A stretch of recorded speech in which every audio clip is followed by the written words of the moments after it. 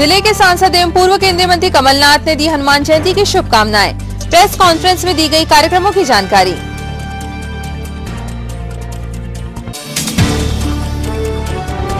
उमरेड क्षेत्र में जिले के सांसद कमलनाथ ने ली जनसभाएं। शोकाकुल परिवारों से मिलकर बंधाया ढांढस।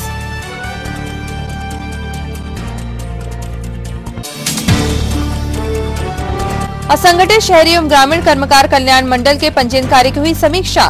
कलेक्ट्रेट में बैठक संपन्न।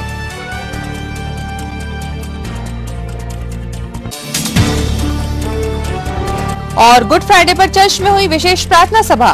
बड़ी संख्या में शामिल हो मसीही समुदाय ने की प्रभु आराधना।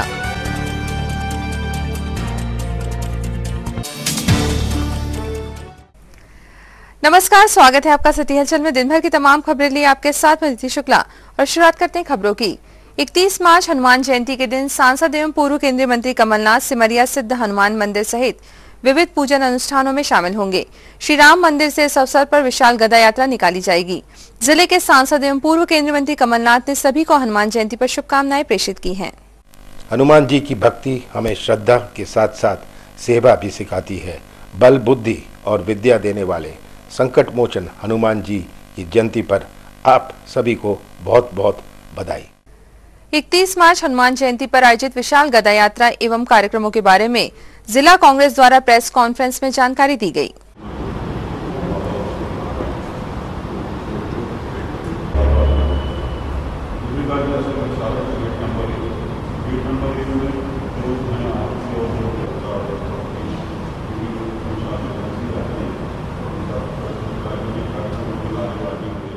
हनुमान जयंती के शुभ अवसर पर छोटी बाजार जो राम मंदिर है हमारा, वहाँ से गदा यात्रा निकली है।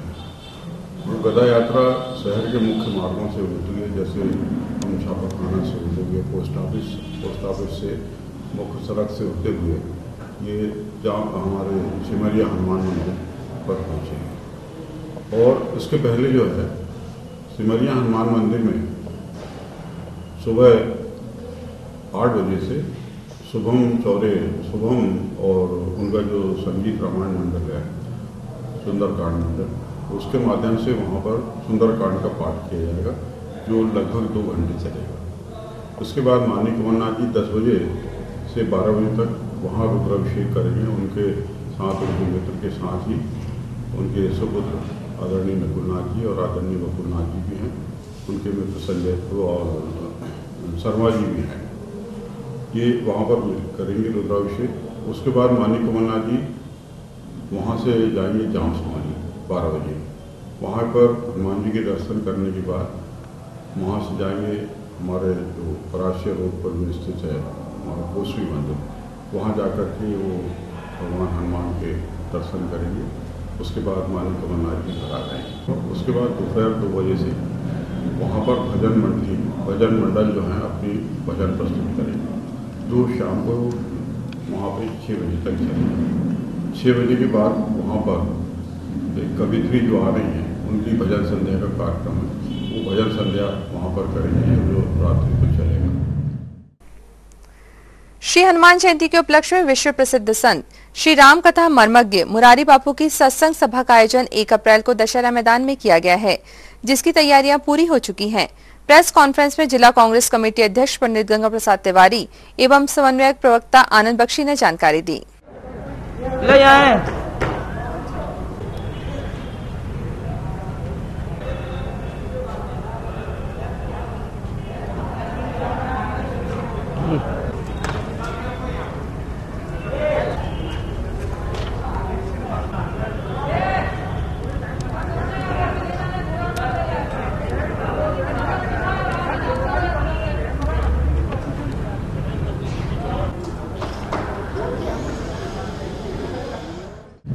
एक तारीख को माननीय बापू हवाई पट्टी पर आएंगे और वहाँ से वो हनुमान मंदिर, सिमरिया हनुमान मंदिर जाएंगे। वहाँ से माननीय कमलनाथ जी के निवास पर जाएंगे और उसके बाद जो है फिर वो यहाँ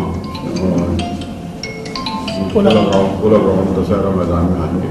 यहाँ विशाल पंडाल का आप लोग देखेंगे कि वो बना हुआ है और वहाँ पर बापू 12 बजे से प्रवचन प्रारंभ करेंगे। प्रवचन प्रारंभ करने के बाद 5 बजे जो प्रवचन की समाप्ति जो है आरती के साथ होगी और उसके बाद प्रसाद वितरण होगा। जहाँ तक हमारी बैठने की व्यवस्था है, वहाँ पर महिलाओं के लिए हमने अलग से व्यवस्था करी है। हमारे पत्रकार बंधु जो आएंगे उनके लिए हमने अलग से व्यवस्था की है।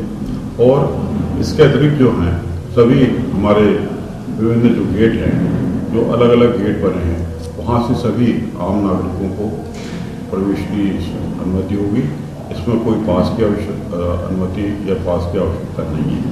एक ओपन ग्राउंड है जिसमें बैठने की व्यवस्थाएं की गई हैं, सभी सुसज्जित व्यवस्थाएं हैं और इस बात का ध्यान रखा गया है कि किसी को किसी प्रकार कोई तकलीफ होना हो उसके लिए पेयजल की व्यवस्था भी बनाई गई है। प्रसाद वितरण के लिए भी पर्याप्त की व्यवस्था बनाई गई है। इस पूरे कार्यक्रम को सुचारू करने देने के लिए मैं आप सभी से अनुरोध करता हूं और सभी से आपसे यह भी आग्रह करना चाहता हूं कि ये पहली बार है कि बापू यहाँ माननीय कमलनाथ जी के प्रयासों के कारण आ रहे हैं और ये बड़े सौभाग्य की बात है।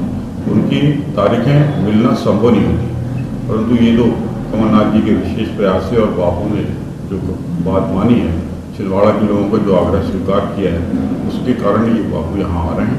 इसलिए हम चाहते हैं कि हमारे शहर के नागरिक, आसपास के लोग सब उस दिन यहाँ खुला ग्राउंड दशहरा मैदान में आए और यहाँ पर बापू के प्रवचनों को लाभ लें, सौभाग्य लें। ये मेरा आप सबसे आग्रह है। आप सबको एक बार मैं माननीय कमलनाथ जी की ओर से, कांग्रेस परिवार की ओर से आमंत्रित करता हूँ कि आप सब लोग आए।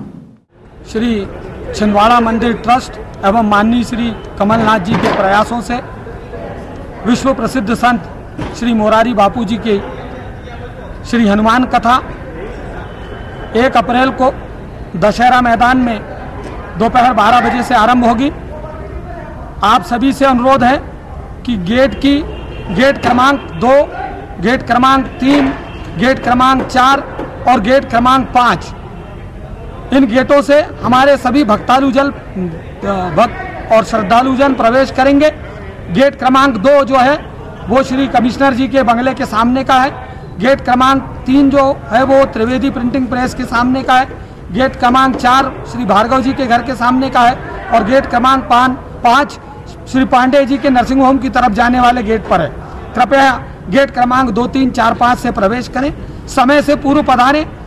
कथा ठीक 12 बजे आरंभ होगी, इसलिए सभी श्रद्धालु भक्तजनों से मातृशक्ति से विशेष अनुरोध है। मातृशक्ति के लिए विशेष व्यवस्थाएं बनाई गई हैं उनके बैठने की। कृपया समय से पूर्व पधार कर अपना स्थान ग्रहण कर लें।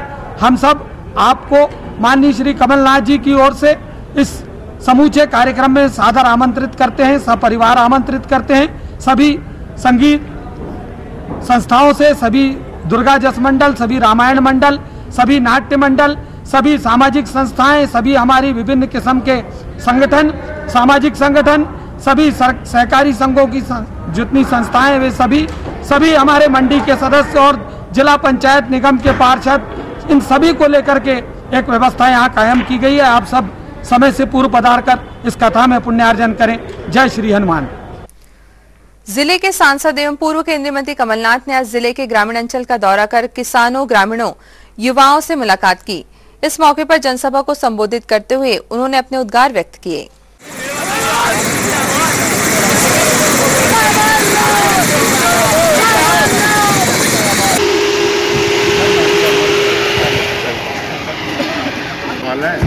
अरे यार बुजुर्ग लोगों को शंकर सिंह जी ने तो सालों उपस्थित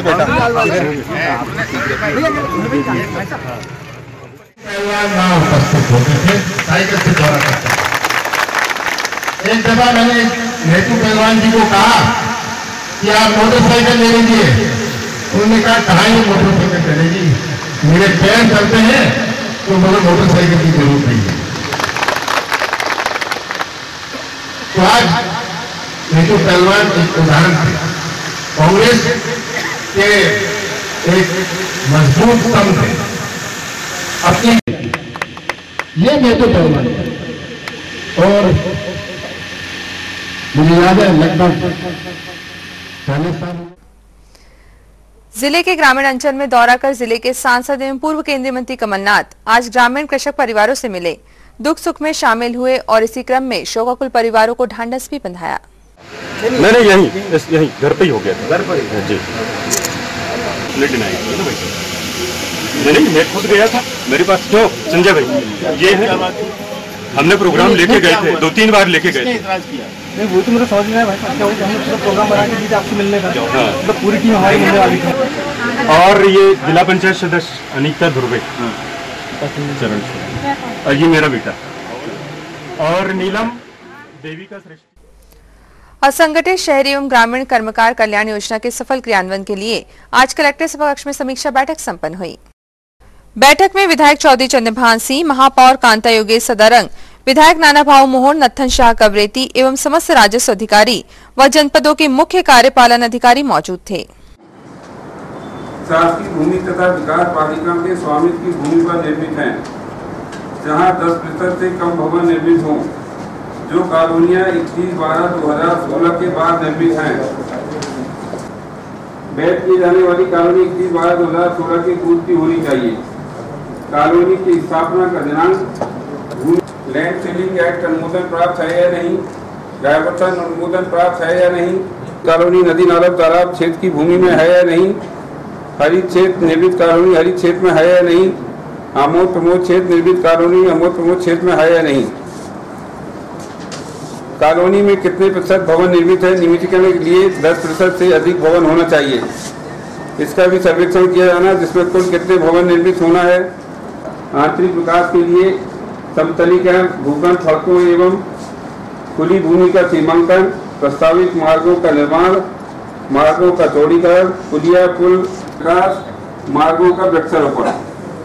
बाह्य विकास में सम्मिलित है कॉलोनी का पहुंच मार्ग या चौड़ीकरण, कॉलोनी की सीमा तक विद्युत लाइन, कॉलोनी तक सीवर ट्रंक या मेन लाइन। कलेक्टर सभाकक्ष में आज कलेक्टर जेके जैन ने वन अधिकार अधिनियम के अंतर्गत अधिकारियों की बैठक लेकर आवश्यक दिशा निर्देश प्रदान किए। इसे आरआई की ड्यूटी नहीं लगाई है,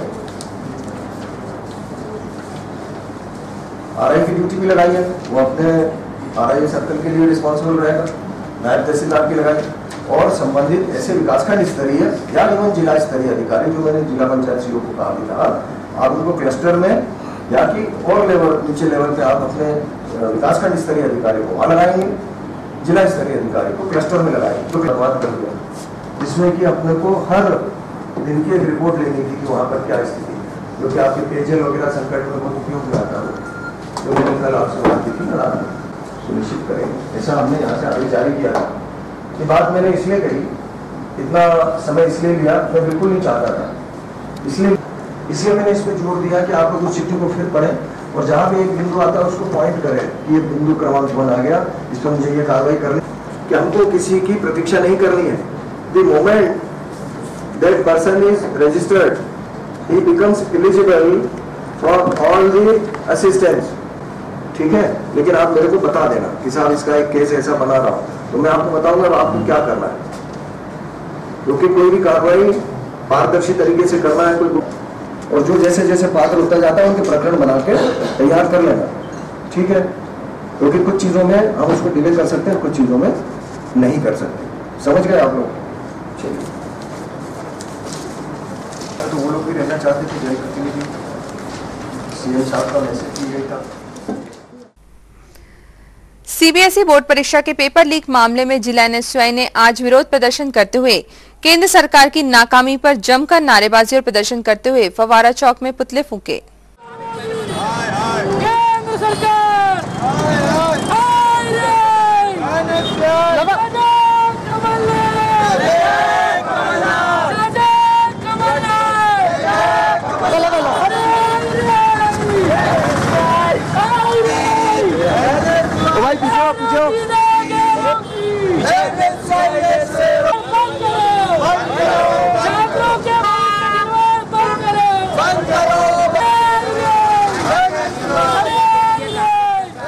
कांग्रेस ने 60 साल राज किया पर विद्यार्थियों के भविष्य के साथ कभी खिलवाड़ नहीं किया।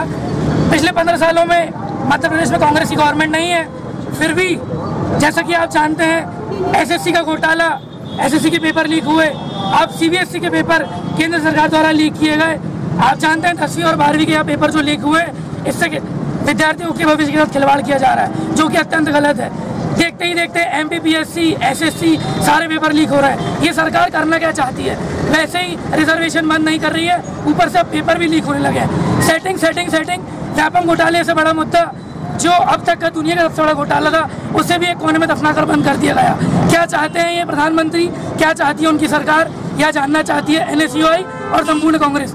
पूरी कांग्रेस की तरफ से आज जिले छिंदवाड़ा शहर में हम NSUI द्वारा केंद्र सरकार, नरेंद्र मोदी प्रधानमंत्री, जिनका पुतला जलाया गया, जो विद्यार्थियों के भविष्य के साथ हमेशा खिलवाड़ करते आए हैं और यहाँ पेपर लीक कर उन्होंने यहाँ जनता के सामने ला दिया कि 4 साल में जो उन्होंने करके दिखाया है वो सही में कोई नहीं कर पाया।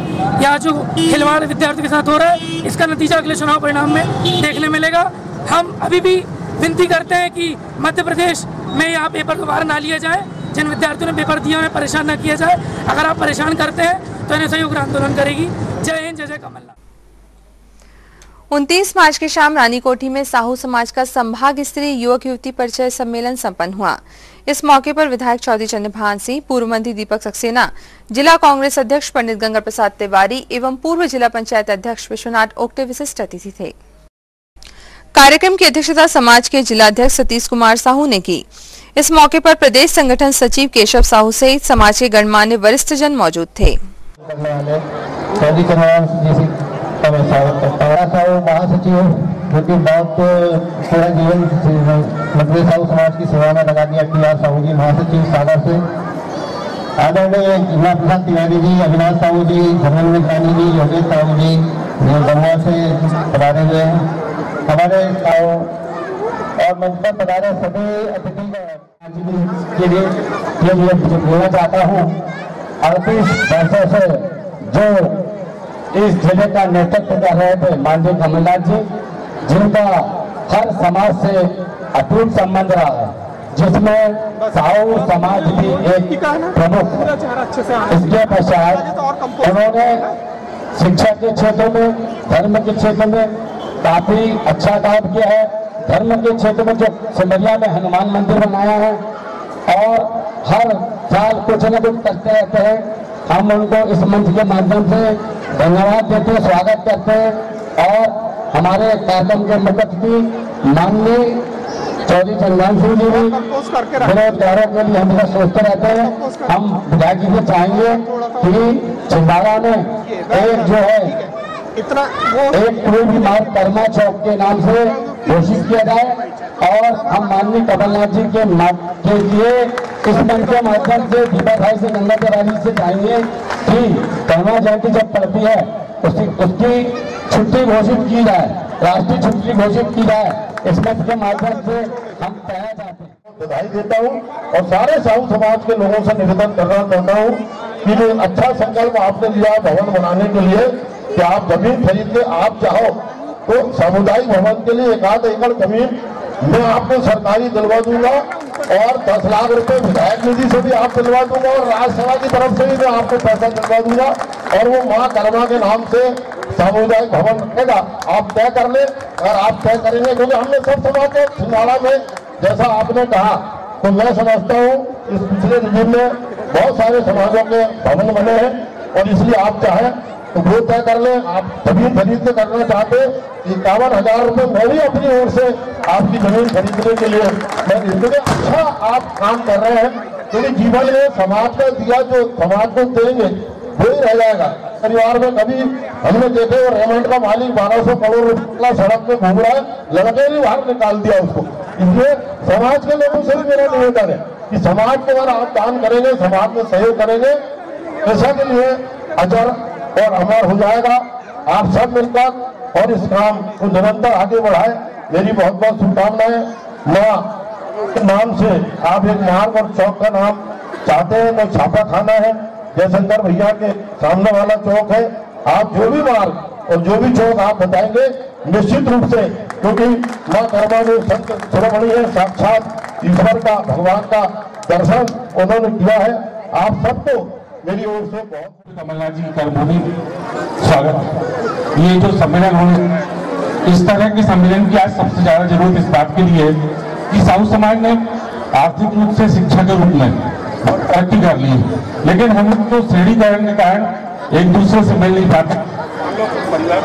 हमारा जो पहले समाज के हिसाब से हर जगह मिलना, मिलजुल के साथ साथ लोगों को जो मिलने के बाद में रिश्ते तय होते थे परिवार के साथियों को, वो सिस्टम आजकल बदलते जा रहे हैं। तो इस तरह के जो सम्मेलन साहू समाज द्वारा, इसमें बहुत ही ये सराहनीय और अच्छा काम है। और इसमें जो भी बेटे और बेटियां बच्चे भाग ले रहे हैं, जिनके परिवारों को भी थोड़ी इसमें दिक्कत नहीं जाएगी और अच्छा चयन करने में एक दूसरे को समझने का मौका मिलेगा। आपको बताना चाहता हूँ कि कमलनाथ जी ने शिक्षा के क्षेत्र में यहाँ पे जो अभी मोदी जी के बारे में बात कही गई, वो स्टेट सेंटर से लेकर हमारे यहाँ करीब 12-15 सेंटर कमलनाथ जी ने रहे जी, और ये चीज लेके बहुत सारे जो हमारे वो हैं, ये सब कमलनाथ जी ने पहले से खुलाया हुआ है। ड्राइविंग इंस्टीट्यूट से लेके हमारे 12 संस्थान यहाँ चल रहे हैं, आप आके खुद देखिए। शिक्षा के स्तर पर कमलनाथ जी ने बहुत तरक्की कराई है। अभी कमल साहू जी ने मेरे से बात कही थी, जहाँ प्लेसमेंट की बात आ रही है, साहू समाज के लोगों को विशेष मौका मिलना चाहिए। तो हम इस तरह के अलग अलग कंपनियों को बुला के कमलनाथ जी के माध्यम से बहुत सारे कार्यक्रम कराते हैं, जिसमें चयन होता है, और वो चयन में साहू समाज के लोगों को प्राथमिकता भी दी जाएगी। चौधरी चंद्रपाल जी ने भगवान कर्मा जी के नाम से एक चौक की घोषणा की, उसमें कमलनाथ जी का और हमारा भी सहयोग रहेगा। जमीन के मामले में भी सहयोग रहेगा। मैं व्यक्तिगत तौर पर अपने समाज के भवन के लिए 1000 रुपये की राशि देना करता हूँ, और कमलनाथ जी की तरफ से जो भी राशि समाज के भवन के लिए लगेगी, चाहे वो 20 लाख हो 25 लाख, जो आप समाज के लोग करेंगे वो कमलनाथ जी की तरफ से मिलेगी। और बच्चियों को शिक्षा के क्षेत्र में कहीं बाहर भेजना हो, किसी भी परेशानी में कोई दिक्कत हो, तो कमलनाथ जी का हमारा हमेशा सहयोग रहा है। कभी हम लोगों ने पार्टी को और समाज को भेदभाव नहीं किया है। हर समय यहाँ खुबीलाल भैया बैठे हुए, सब लोग बैठे हुए, हमने भगत चेहरा देखे जो भी आया है, हमेशा हर व्यक्ति को सहयोग और साथ दिया, और आपका प्यार भी हमें मिला है। और इसी तरह भगवान कर्मा के चरणों में नमन करते हुए मैं प्रार्थना करता हूँ कि आपका प्यार और आशीर्वाद हम सबको मिले। रमेश साहू जी, श्री गणेश साहू जी से निवेदन, श्री सुनील साहू जी, राधिका पंकज साहू जी। मध्य प्रदेश साहू समाज के द्वारा आज 29 मार्च 2018 को युवक युवती परिचय सम्मेलन का संभागीय स्तर पर आयोजन किया गया। इस आयोजन में हमारे क्षेत्र से आसपास के सभी गांवों के, इवन शहरों के, नरसिंहपुर, जबलपुर, दाडरवाड़ा, पिपरिया, जुन्नारदेव, अमरवाड़ा, सभी जगह के लोग यहाँ पर उपस्थित हुए, और बड़ी संख्या में लगभग हमारे पास जो युवक युवती परिचय सम्मेलन के लिए बायोडाटा है वो लगभग 200 के लगभग पहुँच गए हैं। और 200 बायोडाटा के रूप में लोगों ने स्टेज पर जाकर अपना परिचय दिया युवक युवती ने। इससे समाज को विवाह के लिए किसी भी व्यक्ति को परेशानी नहीं होगी और आसानी से लोग विवाह करते हैं। आम आदमी पार्टी एवं पेंच कन्हान तवा वैली पाथरखेड़ा बचाओ मंच के तत्वाधान में प्रेस कॉन्फ्रेंस का आयोजन किया गया। प्रेस से चर्चा में संगठन पदाधिकारियों ने खदानों को लेकर केंद्र सरकार की नीतियों से उत्पन्न स्थितियों को लेकर आंदोलन और रणनीति पर जानकारी दी। फिर से चालू करना, और जो आज के अखबार में मुख्यमंत्री जी ने ओरली मौखिक रूप से आदेश दिया है कोयला खदान चालू करने का, तो मेरा सबसे पहला मुख्यमंत्री जी पे ये आरोप है कि मुख्यमंत्री जी कोयला खदान चालू करने के आदेश जारी करने वाले होते कौन? ये तो कोयला मंत्री को बोलना चाहिए। अगर ओरल आदेश भी है तो कोयला मंत्री का आदेश मान्य होता है। मुख्यमंत्री का आदेश कि आप कोयला खदान चालू कर दो, इसको मान्य करना आम आदमी पार्टी के लिए संभव नहीं है। और सिर्फ 2 खदानों के लिए ओरल आदेश आया है, बाकी जो खदानें बंद हो रही हैं या जो खदानें प्रस्तावित हैं पहले से कि ये खदानें शुरू होनी थी, वो अभी तक शुरू क्यों नहीं? कोयला खदान का इतिहास जो है वो 1905 से शुरू हुआ। 500 का मोबाइल जुन्नारदेव में खरीदना है या बरातिया में, लेकिन 45,000 का जब मोबाइल खरीदने की बारी आती है तो 15 रुपए का ट्रेन का टिकट कटा के छिंदवाड़ा आता है। तो जुन्नारदेव यानी गधान और बरातिया यानी पेंच से ज़्यादा नुकसान जो है वो छिंदवाड़ा जिले को होने जा रहा है, क्योंकि जब 3000 वर्कर यहाँ से उठ के और महानदी और उड़ीसा जाएंगे, मतलब सावनेर और नागपुर और मणि नार तो आ रही, लेकिन सच्चाई ये है कि 200 करोड़ रुपए यानी 2 अरब का नुकसान छिंदवाड़ा और बैतूल जिले को होने वाला है। अभी जो भी चीज़ें हमारे आपके सामने आई, 22 सितंबर 2017 को भवानी बंद हो गई कन्हान की, नौकरी को कर रहे हैं, लेकिन तो हजारों काउंटर तो चालू एक माल बेचने वाले से लेके 10 रुपए का रिचार्ज वाउचर जो डालता है, या साइकिल का पंचर जो बना रहा है, या मोटी है जो मालिश करता है और उसका ठीक करता है, वहाँ से लेके जितने ज्वेलर। आज की जो प्रेस कॉन्फ्रेंस थी वो नारदेव, दमुआ, पाथरखेड़ा, परासिया क्षेत्र में जो खदानें बंद हो रही हैं या जो खदानें खुलने के लिए प्रस्तावित हैं, उनको लेकर के आज की प्रेस कॉन्फ्रेंस रखी गई थी। और आज की प्रेस कॉन्फ्रेंस के माध्यम से हम सत्ता पक्ष से और विपक्ष में बैठी कांग्रेस से, दोनों से ये अपील करना चाहते हैं कि वो केवल चुनाव को, आने वाले सन 2018 के चुनाव को मद्देनजर रखते हुए कोरे आश्वासनों के आधार पर कोई काम ना करें। वो बेरोजगार होते युवाओं, वहाँ के जो कारीगर हैं, कर्मचारी हैं, उनके पलायन को रोकने की दिशा में, और छिंदवाड़ा जिले का जो अस्तित्व है वो कोयला खदानों से है, इस अस्तित्व को बचाने की लड़ाई में दिल से साथ दें, जिसमें आम आदमी पार्टी ने आज अपना पहला कदम आगे बढ़ाया है। और आने वाले समय में जो बंद खदानें पड़ी हैं उनको खुलवाने के लिए, परिवहन में जो घोटाले हो रहे हैं, 1 पैसा प्रति टन के हिसाब से जो अभी टेंडर उन्होंने किया है, इसको लेकर के विरोध करना, जो भी जनता के हित में होगा, कर्मचारियों के हित में होगा, हम वो सारे मामले उठाएंगे, कदम उठाएंगे और आगे बढ़ेंगे। छिंदवाड़ा जिले के और बैतूल जिले के जिन भी किसानों की ज़मीनों का अधिग्रहण कोयला खदानों में, रोड के चौड़ीकरण में, जलाशयों में या किसी भी प्रकार के रूप में मतलब अधिग्रहण हुआ है, तो हम उस लड़ाई को लड़ना चाहते हैं कि जिसकी भी ज़मीन गई है और जो प्रभावित हुआ है उसको उचित मुआवजा मिले, उसके परिवार को रोजगार या नौकरी दी जाए, नियोजन के क्षेत्र में भी उसको लाभ मिलना चाहिए, और नियोजन करने लायक यदि किसी के परिवार में नहीं है तो उसको मॉनेटरी कंपनसेशन यानी क्षतिपूर्ति राशि मतलब दी जाए। इन सब चीज़ों को लेके 14 अप्रैल 2018 से एक जन जागरण अभियान 2 जिले के अंदर में मतलब शुरू किया जाएगा, जिसका प्रारंभ जो है फव्वारा चौक छिंदवाड़ा से। जिला अस्पताल शहर के बीचों बीच जिले भर की स्वास्थ्य संबंधी उम्मीदों का एकमात्र केंद्र है, लेकिन जनप्रतिनिधियों तथा तमाम सरकारी कोशिशों के बावजूद जिला अस्पताल नेगेटिव खबरों का केंद्र बनता है। एक नजर इधर भी। यह है जिला अस्पताल, और जिला अस्पताल के अंदर यह है औषधि भंडार कक्ष के सामने का कॉरिडोर, और आप भी देख सकते हैं शराब की बोतल में बची शराब और डिस्पोजेबल ग्लास, जो शायद नशे की खुमारी में यहीं छोड़ दिए गए। क्या यह मैकशी की जगह है? और अनुत्तरित सवाल भी है, कौन, क्यों, कैसे, आखिर कब तक?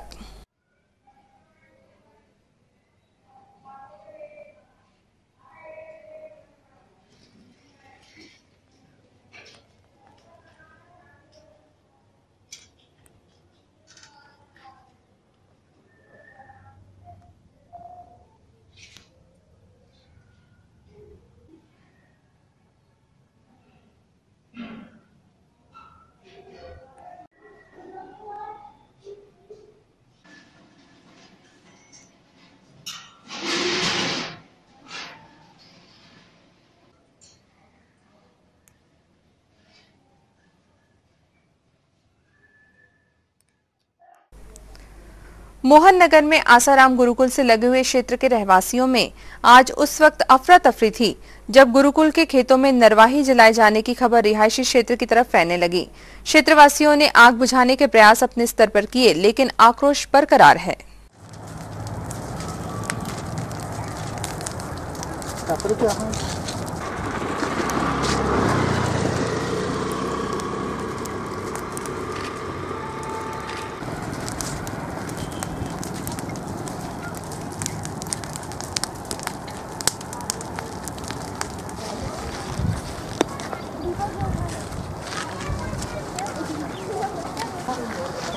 सब खड़े थे ना भैया यहीं पे, खड़िया लगी वो नाले किनारे किनारे जाएगी भैया, तो दिख नहीं चल रही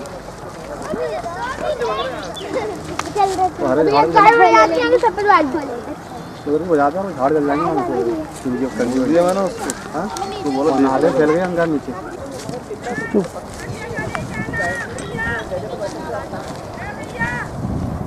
जल्दी खटिया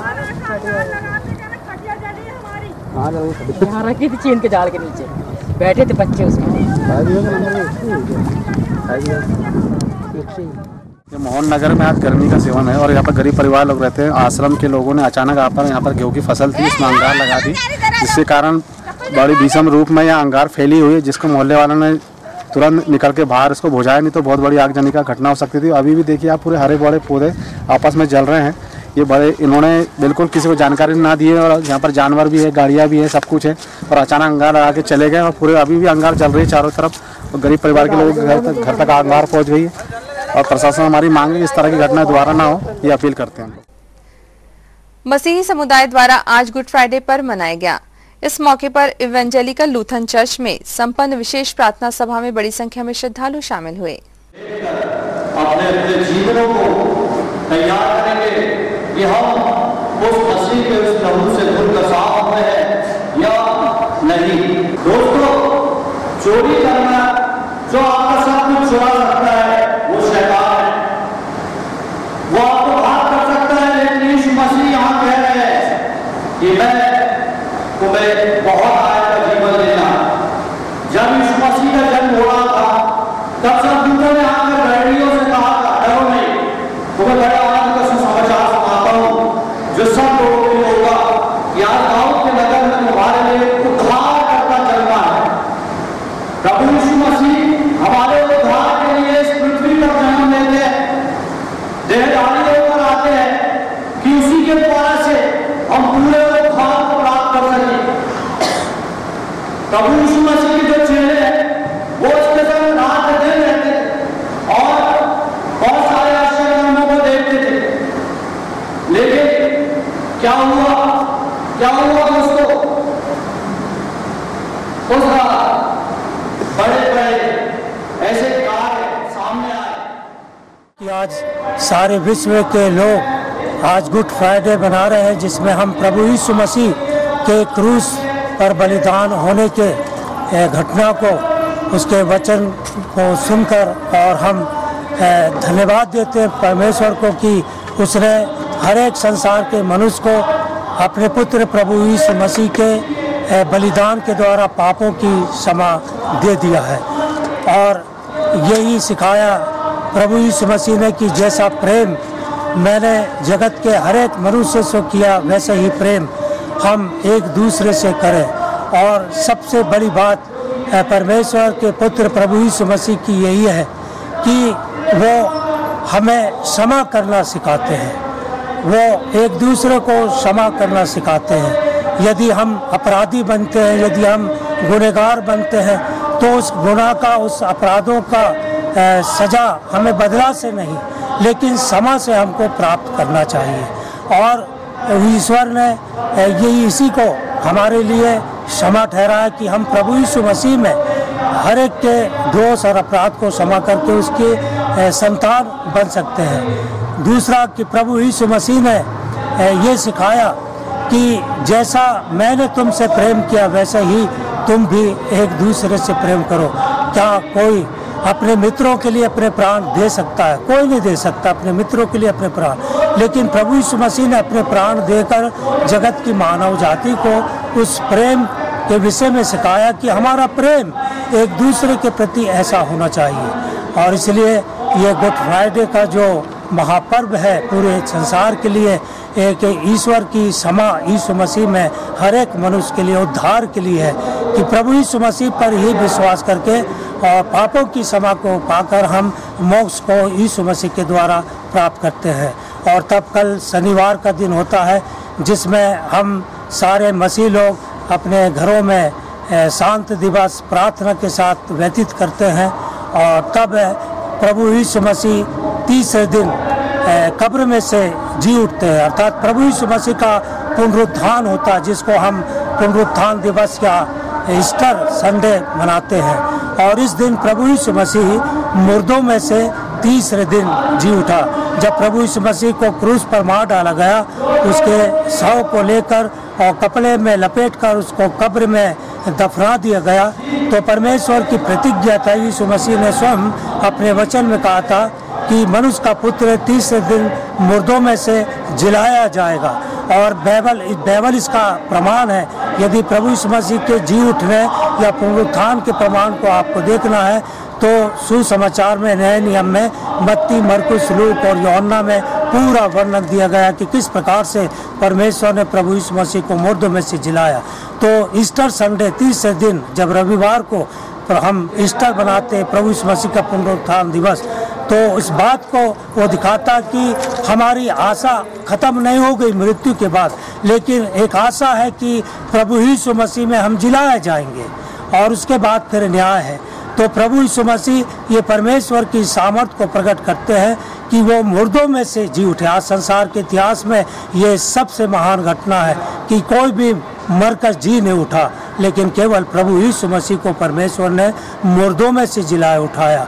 और न केवल जिलाए उठाया, लेकिन वो अपने शिष्यों से मिला, 500 लोगों से मिला, हजारों लोगों से मिला और उसने फिर से अपनी सेवकाई किया, परमेश्वर के प्रेम को लोगों के बीच में बांटा।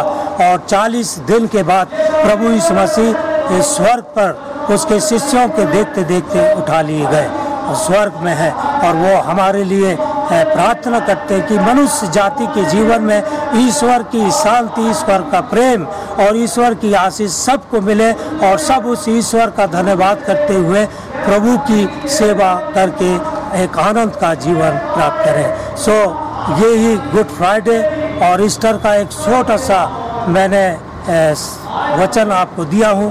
आप सबों को प्रभु यीशु मसीह का आशीर्वाद आपके जीवनों में सदा मिलता रहे। धन्यवाद। 1008 तीर्थंकर महावीर भगवान के 2617वें जन्म कल्याणक महोत्सव के अवसर पर अहिंसा स्थली कुंडलपुर नगरी में भगवान महावीर स्वामी के मुख्य सिद्धांतों को लेकर धर्मसभा संपन्न हुई। धर्मसभा की अध्यक्षता श्रेष्ठ जयचंद जैन ने की। कार्यक्रम का संचालन दीपक राज जैन ने किया। आपका स्वास्थ्य गड़बड़ है, कितना समय लगेगा? 2 मिनट। नौ नारायण, नौ नारायण और 9 नंबर। ये जितने भी सदा का पुरुष होते हैं, ये सब अंतकाल में भगवान बन जाते हैं। ऐसे 20 को भी सागर का एक अंतकाल होता है। उत्सव में और अवसर में मिला के उसमें 2 24 होती है।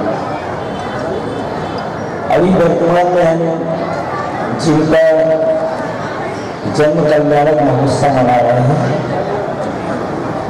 ऐसे भगवान महावीर इस अवसर काल के अंतिम 24वें तीर्थंकर है। नियमित स्वाध्याय कराते हैं और आज उन्होंने जो संकल्प लिया, हमें दिलाया कि अगर हम वर्तमान में और भविष्य में सुखी होना चाहते हैं तो लौकिक में अपनी माता पिता और पारलोक में माँ जिनवाणी को ना भूलें। जिन्हें वास्तव में भगवान महावीर बनना है उनके लिए ये सिद्धांत है, क्योंकि वर्तमान काल में साक्षात तीर्थंकर परमात्मा का विग्रह है। पंचम काल हुंडा और सप्तमी काल में हमने जन्म लिया। ये हमारा दुर्भाग्य है कि हमें साक्षात तीर्थंकर भगवान नहीं मिलते और अभी मात्र 2600 साल हो गए।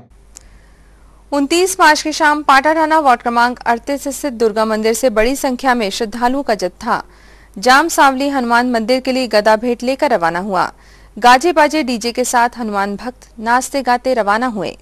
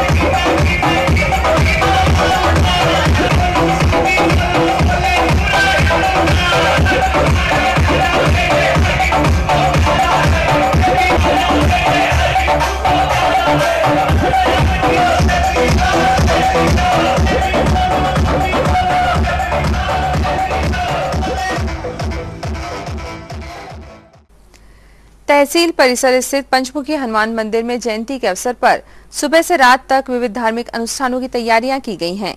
मंदिर प्रांगण में हनुमान जयंती पर विशाल भंडारे का आयोजन भी किया गया है। पार ना लगोगे श्री राम के बिना, राम ना मिलेंगे हनुमान के बिना। पार ना लगोगे श्री राम के बिना, राम ना मिलेंगे हनुमान के बिना। सुन लो, पार ना लगोगे श्री राम के बिना, राम ना मिलेंगे हनुमान के बिना। पार ना लगोगे श्री राम के बिना, राम ना मिलेंगे हनुमान के बिना। ओए राम ना मिलेंगे हनुमान के बिना, श्री राम ना मिलेंगे हनुमान के बिना। राम ना मिलेंगे हनुमान के बिना, श्री राम ना मिलेंगे हनुमान के बिना। हनुमान जयंती समारोह श्री पंचमुखी दादाजी के दरबार पर प्रत्येक वर्ष यहाँ पर बड़े उल्लास के साथ मनाया जाता है। समस्त भक्तों के सहयोग से, समस्त शासकीय कर्मचारी के सहयोग से ये परंपरा कई वर्षों से यहाँ पर चली आ रही है। तारीख 31 दिन शनिवार को श्री दादाजी के दरबार पर एक विशाल भंडारा समस्त नगरवासियों से रखा गया है। आपसे हमारा निवेदन है कि अधिक से अधिक संख्या में श्री दादाजी के दरबार पर दादाजी के दर्शन करें और पुण्य लाभ अर्जित करें। जो भी यथाशक्ति आपसे जो बन सकता है, किलो, 5 किलो, 10 किलो अनाज, रुपये, 5 रुपये, 10 रुपये, जो भी यथाशक्ति जो भगवान ने आपको दिया है उससे थोड़ा सा हिस्सा आप जरूर दादाजी के दरबार पर आप देवें। दादाजी का मंदिर का निर्माण का कार्य चल रहा है। 1 करोड़ 40 लाख का ये पूरा प्रोजेक्ट है। जमीन से लेकर 32 फीट ऊंचा जिस शिखर यहाँ पर जाएगा पूरी पूर्णतः नक्काशी द्वारा ये बन रहा है। भरतपुर राजस्थान से ये पत्थर यहाँ पर आ रहे हैं और उड़ीसा के कारीगर इसको निर्माण कार्य कर रहे हैं। आप समस्त भक्तों से निवेदन है कि अधिक से अधिक संख्या में आप हनुमान जयंती के इस पावन अवसर पर आप पधारें। आपका हार्दिक स्वागत है। आप सादर आमंत्रित। श्री हनुमान जयंती के उपलक्ष्य में आज रुद्र परिवार द्वारा छापाखाना स्थित हनुमान मंदिर में श्री सत्यनारायण व्रत कथा का आयोजन किया गया, जिसे व्रत धारण कर 108 जोड़ों ने कथा सुनी और विधिवत पूजा अर्चना की।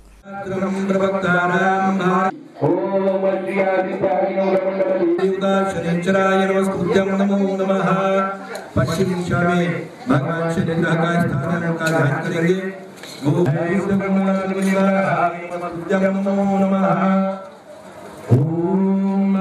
अग्रकायं महावीर्यं चन्द्रकं रौद्रं रौद्रात्मकं घोरं तं केतुं नमाम्यहम्।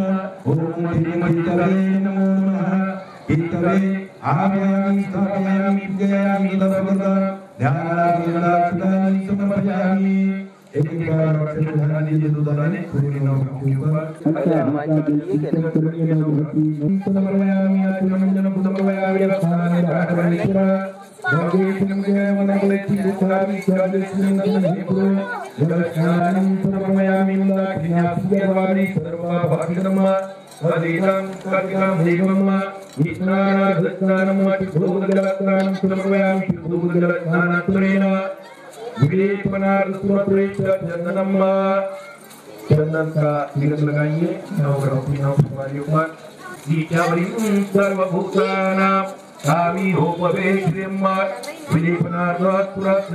चंदनम समर्पयामि। शनेश्वराय नमः रावे नमः केतवे नमो नमः। तदनंतरेण अक्षत लगाइए। पूरा कर लो। ओम पुष्पाणि पूजितं ग्रहण परमेश्वर हरितुकालोद्भव पुष्पम नमः केतवे नमो नमः। धूप और दीप दिखाएंगे नवग्रहों पर। सब जगह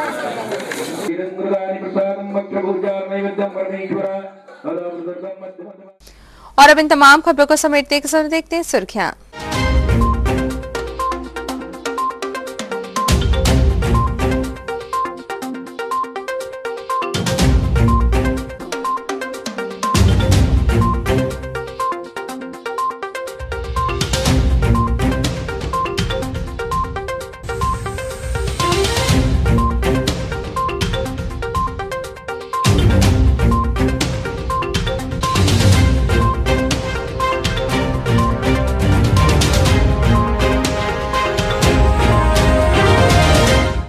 अंत में एक बार फिर देखते हैं आज की हेडलाइंस को। जिले के सांसद एवं पूर्व केंद्रीय मंत्री कमलनाथ ने दी हनुमान जयंती की शुभकामनाएं। प्रेस कॉन्फ्रेंस में दी गई कार्यक्रमों की जानकारी।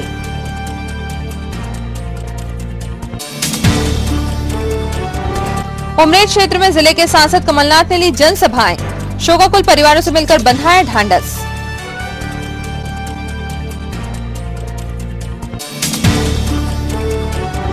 असंगठित शहरी एवं ग्रामीण कर्मकार कल्याण मंडल के पंजीयन कार्य की हुई समीक्षा, कलेक्ट्रेट में बैठक संपन्न।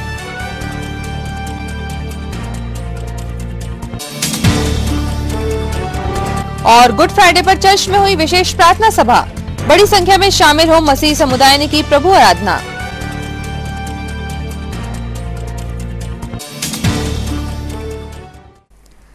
इस बुलेटिन में खबरों का सफर ना हो, फिलहाल यहीं तक था। आप सभी खबरों के साथ फिर होगी आपसे मुलाकात, तब तक के लिए दीजिए अनुमति, नमस्कार।